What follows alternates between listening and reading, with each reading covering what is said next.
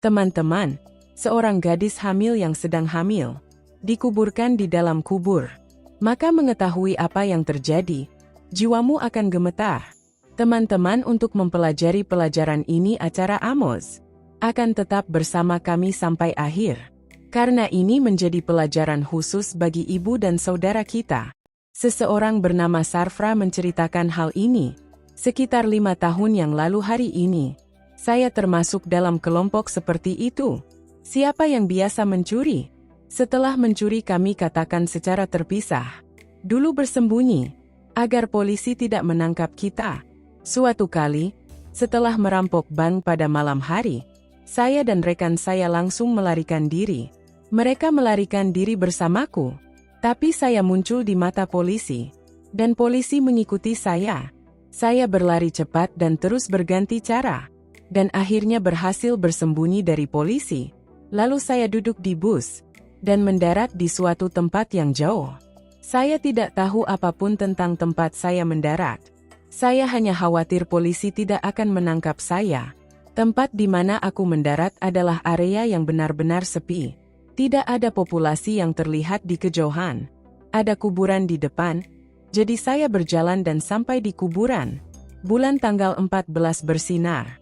Karena semuanya terlihat jelas, saya pikir saya akan bermalam di kuburan. Saya akan berangkat dari sini besok pagi. Saya adalah pemilik jiwa yang sangat kuat dan hati yang kuat. Saya belum pernah seperti ini. Seperti yang terjadi malam itu.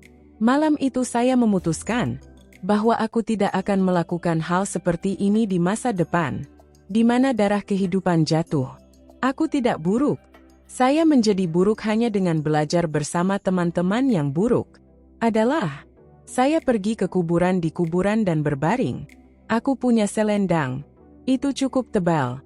Aku akan tidur dengan selendang menutupi tubuhku. Bahwa aku mendengar suara. Itu suara seorang gadis. Apa yang dikatakannya? Saudaraku, jangan pukul aku. Aku tidak melakukan apapun. Jangan bunuh aku bukan orang berdosa. Mendengar suara-suara ini, jiwaku bergetar. Aku melepaskan selimut itu dari kepalaku dan mulai mencari.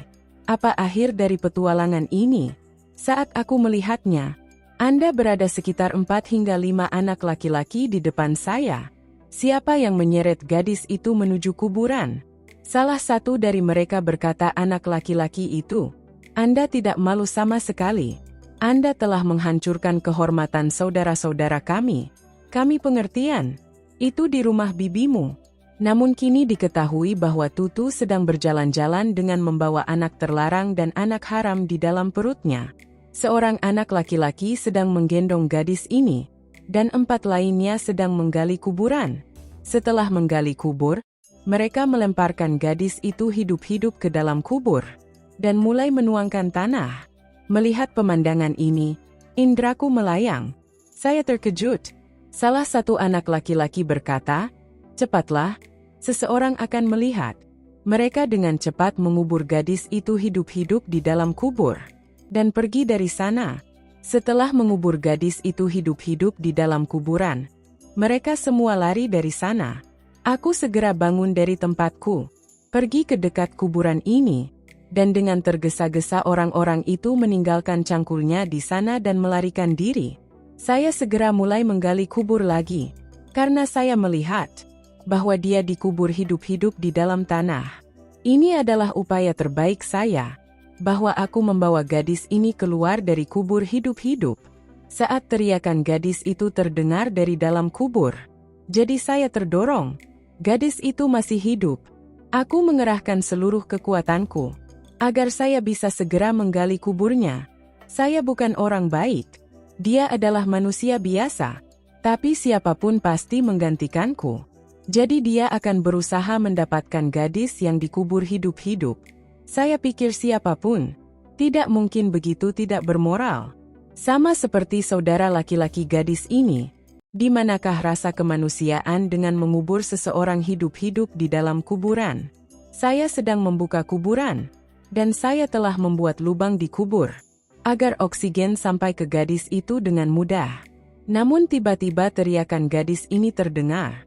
Jadi aku kehilangan nyawaku. Saya pikir dia sudah mati. Aku mencoba mendengar suaranya. Seluruh tubuhku gemetar. Tidak ada suara untuk beberapa saat.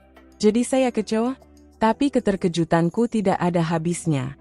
Ketika tiba-tiba terdengar suara tangisan anak kecil dari dalam kubur. Mulai mendengar. Saya khawatir. Dari mana suara bayi itu berasal? Dan bagaimana kabarnya? Ada seorang gadis di dalam kubur. Lalu dari mana asal anak ini? Saya tidak termasuk orang yang takut. Tapi saat itu saya sangat takut. Sekarang aku mendengar suara gadis itu. Artinya, gadis itu masih hidup. Saya sangat takut. Tapi terserah. Saya harus menggali kuburan. Dan gadis itu harus keluar. Aku berada di dalam diriku lagi. Mengumpulkan keberanian. Tapi begitu kuburannya terbuka sepenuhnya. Jadi saya merasa seperti itu.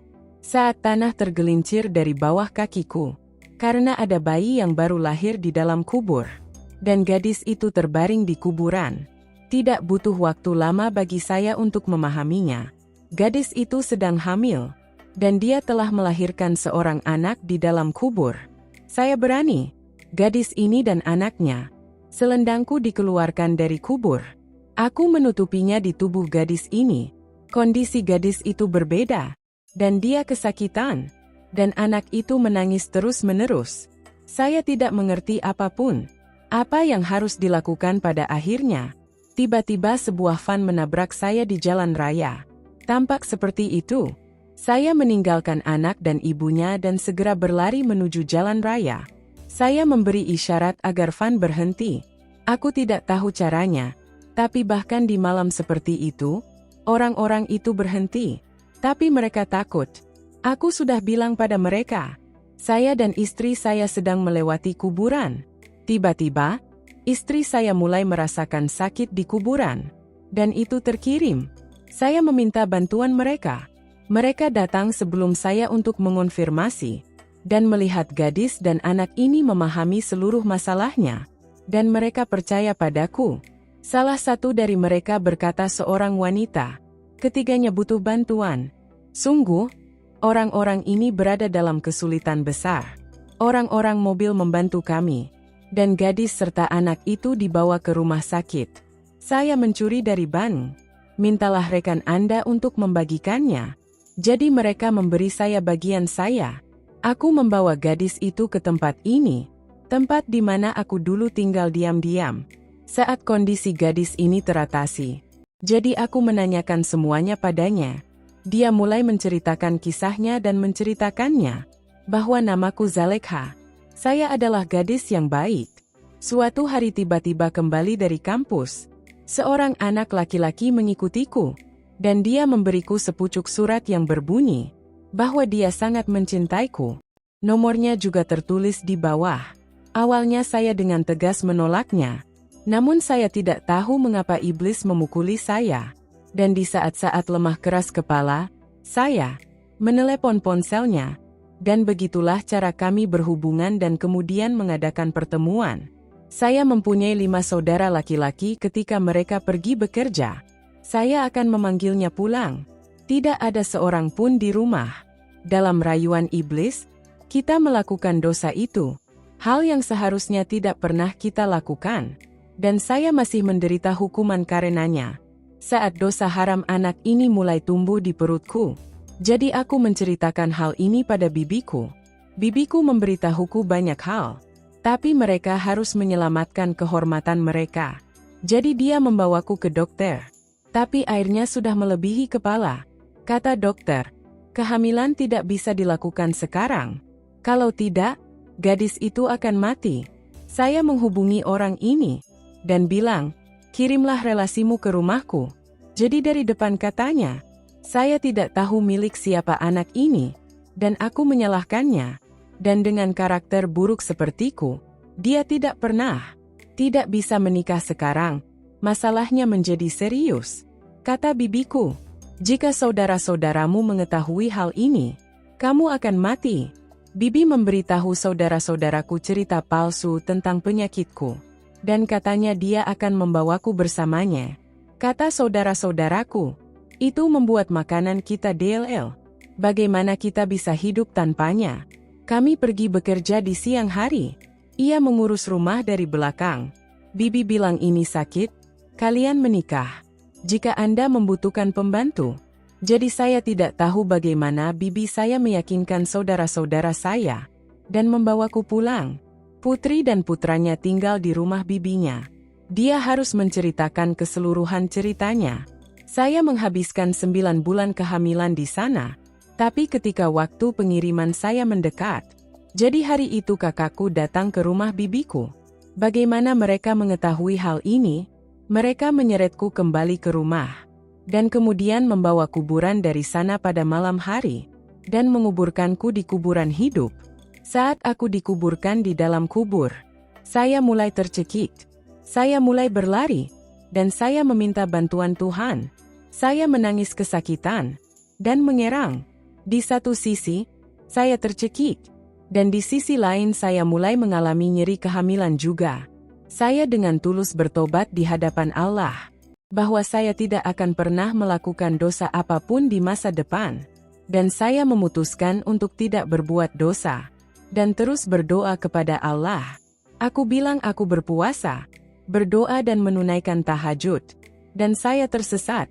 Ya Tuhanku, beri aku satu kesempatan terakhir. Keluarkan aku dari kubur ini. Saya tidak akan pernah melakukan dosa apapun selama sisa hidup saya. Jika Anda pernah menyukai kebaikan saya, jadi keluarkan aku dari sini saja. Saya tahu saat itu, bahwa tidak ada yang akan datang menyelamatkanku di kuburan pada tengah malam. Tapi saat itu aku memanggil Allah dari hatiku. Dan keyakinan saya sempurna. Orang-orang ini tidak menaruh banyak tanah di dalam kubur. Setelah itu Anda datang. Anda terjadi pada saya pada percobaan pertama. Jalannya terbuka. Suatu saat aku merasa saudara-saudaraku mungkin telah kembali untuk mengeluarkanku. Karena saat itu tidak ada orang lain di kuburan kecuali dia. Tapi kemudian pikiranku berhenti bekerja. Sebab waktu kelahiran anak itu sudah dekat. Suatu hal yang aneh. Tidak? Saya terkejut dengan hal ini. Anak macam apa anakku? Siapa yang mengambil nafas pertama di dalam kubur? Orang-orang datang ke dunia. Dan setelah menghembuskan nafas terakhir, mereka pergi ke kuburannya. Tapi kehidupan anak unik ini, awalnya aneh. Siapa yang pertama kali menghembuskan nafas kehidupan di dalam kubur? Aku berjanji pada Allah. Sekarang saya tidak akan pernah melakukan dosa. Dan saya telah benar-benar bertobat dari semua dosa saya. Kami melupakan Tuhan kami, terlibat dalam dosa. Tapi tidak pernah ada yang melupakan kita. Saya adalah seorang gadis yang putus asa, disembah dengan baik. Tapi saya tergoda. Lupakan Tuhanmu tapi lihatlah. Jadi bagaimana Allah membantu saya. Dan hari ini aku memikirkan ini. Betapa aku telah tidak menaati Tuhanku yang baik hati. Demi orang yang dituduh melakukan kesalahan. Dia meninggalkanku di tengah jalan. Sarfraz mengatakan Zalekha mulai menangis setelah menceritakan kisahnya. Jadi saya juga berpikir, semua kejadian ini juga sangat memberi pelajaran bagi saya. Saya juga menjadi bagian dari acara ini. Pada saat yang sama, semua dosaku ada di hadirat Allah. Benar-benar bertobat. Dan aku telah memutuskan untuk menikahi Zalekha. Aku memutuskan untuk menikahi Zalekha hanya demi keridhaan Tuhanku. Untuk apa itu? Agar Allah mengampuni segala dosa masa laluku. Hari ini saya adalah orang yang berpengetahuan. Saya telah belajar banyak tentang Islam. Istri saya mengajar wanita. Dan dengan karunia Allah kita menjalani kehidupan yang bahagia. Rasakan hari ini, bahwa ada kedamaian di mana-mana dalam hidup. Dan cahaya itu ringan. Subhanallah, semoga teman-teman terkasih, bahwa Anda menyukai episode kami hari ini. Jika Anda datang, pertama-tama, keluarga Anda, pastikan untuk membagikan videonya kepada teman dan kerabat. Karena mereka juga akan mendapat pelajaran. Dan kotak komentar dengan berlangganan saluran. Saya pasti akan menulis Allah dan Akbar. Terima kasih.